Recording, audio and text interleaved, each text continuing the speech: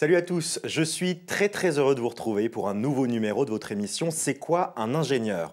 Alors on va pas se mentir, le métier d'ingénieur est un bel Eldorado. Taux de chômage au plus bas, insertion professionnelle des jeunes diplômés rapide, mission variée et salaire avantageux, c'est le cocktail parfait pour un job de rêve. Oui mais au fait, c'est quoi un ingénieur? Quelles sont les études, le parcours et la carrière d'un ou d'une ingénieure diplômée?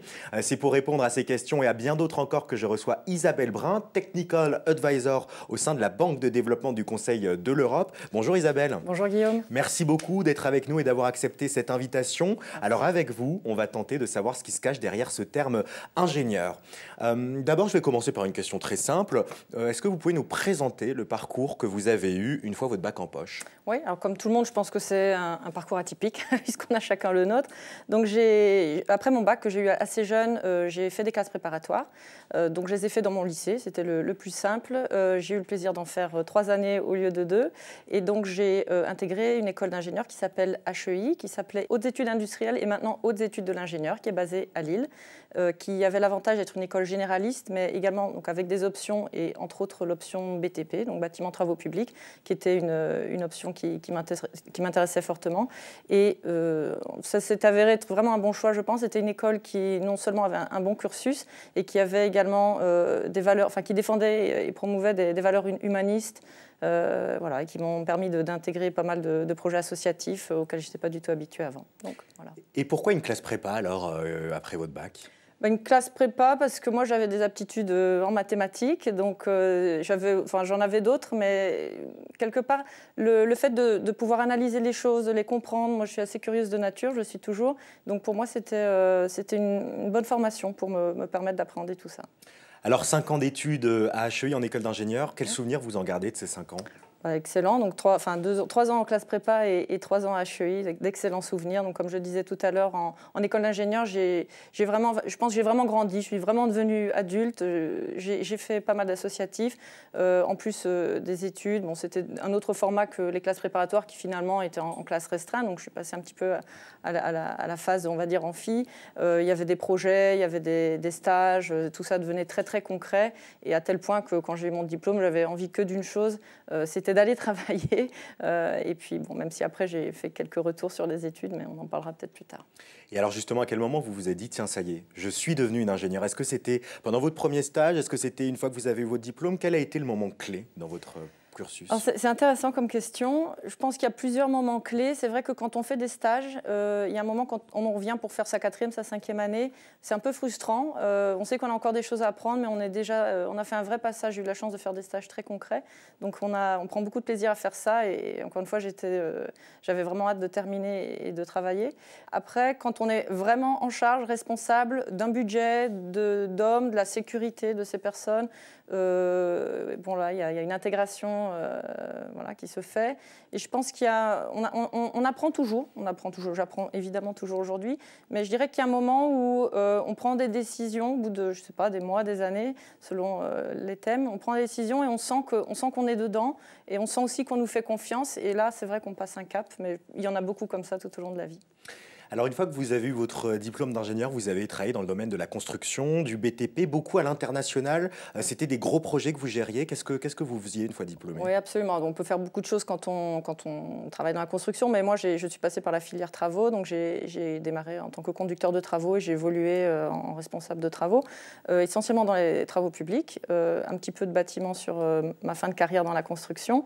C'était des très gros projets. J'ai eu la chance de travailler très jeune sur des parties de projets vraiment de plusieurs centaines de millions. Donc ça veut dire qu'il y avait un entourage, une formation, des gens plus seniors pour nous apprendre les choses.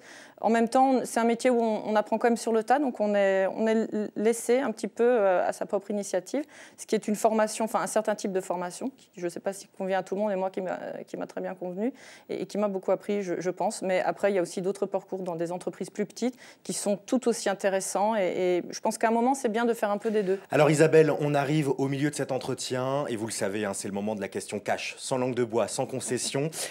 Isabelle, j'ai lu dans une interview que vous avez donnée en 2009 au magazine Usine Nouvelle que vous déploriez, en tout cas c'était la thématique de l'interview, le manque de femmes dans le domaine du BTP.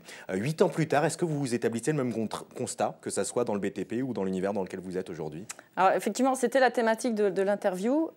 Après, il est vrai que moi, à cette époque-là, je travaillais dans une filiale d'un certain groupe où vraiment en travaux, c'était très au public. Il n'y avait qu'une seule femme, en tout cas à mon poste, je dirais à mon niveau de poste. Donc c'est vrai qu'il n'y en avait pas beaucoup. Je pense qu'à la base, c'est un métier assez difficile. Je pense que le métier a beaucoup évolué. On ne construit plus du tout de la même manière maintenant. Je suis un peu sortie du secteur, donc je ne sais pas si je suis la mieux placée pour en parler. Mais je crois que d'une manière générale, enfin, on essaye de promouvoir le métier de l'ingénieur auprès des femmes. Il y a des secteurs où il y a plus de femmes que d'hommes, mais d'une manière générale, il y a plutôt un déficit en femmes. Ingénierie scientifique de France enfin, fait des programmes pour expliquer le métier d'ingénieur auprès des filles. Je pense que c'est une bonne chose, même si moi je pense juste qu'il faut avoir une envie. Donc il y a des secteurs qui sont plus attractifs, des modes de vie, c'est des modes de vie un petit peu difficiles, c'était des horaires très lourds à l'époque, mais après il y a des passages en bureau d'études qui sont peut-être plus compatibles avec des vies familiales différentes, donc voilà. Je pense que ça a beaucoup évolué quand même et il reste des choses à faire. Alors, on va revenir un petit peu sur votre parcours. Aujourd'hui, vous êtes Technical Advisor. Conseiller technique. Conseillère technique, du coup, on peut dire, au sein de la Banque de développement du Conseil de l'Europe. C'est quoi un conseiller technique et c'est quoi la Banque de développement du Conseil de l'Europe? On se pose beaucoup de questions avec ceux qui nous regardent. C'est surtout ça la question, c'est qu'est-ce que la Banque de développement du Conseil de l'Europe? Donc, une banque de développement, de manière générale, c'est une institution financière qui prête de l'argent. Donc, dans notre cas, nos actionnaires sont des pays membres, des pays de l'Europe au sens continental, puisque le Conseil de l'Europe, je le rappelle, c'est Strasbourg, la défense des droits de l'homme, l'état de droit, ce n'est pas l'Union européenne. Donc nous prêtons des fonds à des pays pour réaliser leurs projets. Donc d'une manière générale, ce sont le financement d'infrastructures sociales, donc des hôpitaux, des écoles, du logement social et bien d'autres choses. On prête aussi de l'argent pour des petites et moyennes entreprises. Et donc en tant que conseiller technique, j'interviens à 2 étapes, soit en préparation des projets pour s'assurer qu'ils sont bien ficelés et qu'on va les approuver, qu'on souhaite les financer. Et ensuite également dans la phase de suivi, c'est-à-dire s'assurer durant la durée de vie du projet, qu'il est bien mis en œuvre, éventuellement faire des recommandations. Et voilà. Alors Isabelle, je vous avais demandé de venir avec un objet qui représente votre quotidien. Oui. L'objet que vous avez choisi, c'est des écouteurs. Alors je me suis dit, en plus, ils sont un peu ergonomiques. Oui. C'est pas vous qui les avez construits, vous êtes ingénieur, mais pas designer. C'est pas ma branche. Alors pourquoi des écouteurs pour représenter votre quotidien? Alors j'ai beaucoup d'objets qui représentent mon quotidien, mais celui-là en particulier, c'est un objet que j'ai toujours avec moi. Donc ce sont des écouteurs, mais il fait aussi micro. Donc en fait, pour moi, ça symbolisait bien le fait que je fais beaucoup de choses. Donc j'ai mon travail, j'ai des activités associatives et autres à côté. Donc je suis toujours très connectée, je fais plusieurs choses en même temps. J'aime aussi faire beaucoup de sport, j'aime me détendre, je pense qu'on en a besoin et c'est aussi le message que je souhaitais véhiculer. Je pense qu'il faut être assez équilibré dans sa vie si on veut être performant au travail en tant qu'ingénieur en particulier. Donc ça me permet de rester, évidemment, de rester connectée, d'écouter la radio, d'écouter de la musique quand je fais du sport. Ça me permet aussi de passer des appels en main libre. Donc c'est finalement un objet que j'utilise énormément tous les jours. Alors Isabelle, on arrive à la fin de cet entretien. Finalement, selon vous, en une phrase, vraiment en une phrase, c'est quoi une ingénieure ? C'est quoi une ingénieure? Alors, je vais répondre en 2 temps, quand même en 2 phrases. Donc, premièrement, qu'est-ce qu'un ingénieur? Donc, pour moi, c'est quelqu'un qui sait analyser, trouver des solutions, quelqu'un de pragmatique. Et ça, je pense que c'est très important dans la société d'aujourd'hui, d'une manière générale. Qu'est-ce qu'une ingénieure? Alors, j'ai envie de dire, ce qui est important, chaque personne apporte ses propres valeurs, sa propre personnalité. La diversité est une richesse. Évidemment, l'équilibre homme-femme ou le partage homme-femme est aussi une forme de diversité. Donc, une ingénieure, c'est tout simplement un ingénieur qui est une femme.